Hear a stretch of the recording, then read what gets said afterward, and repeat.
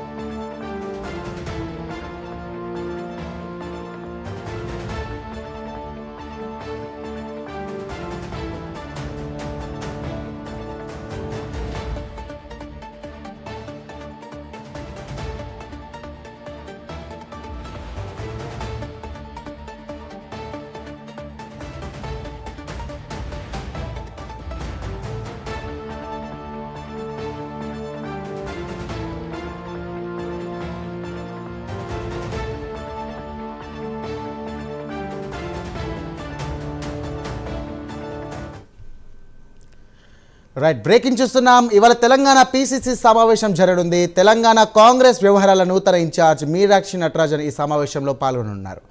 గాంధీ భవన్లో ఇకపై బ్యానర్లు, కటౌట్లు, ఫ్లెక్సీలు ఏర్పాటు చేయవద్దని నేతలతో క్యాడర్ను నాయకత్వం ఆదేశించింది.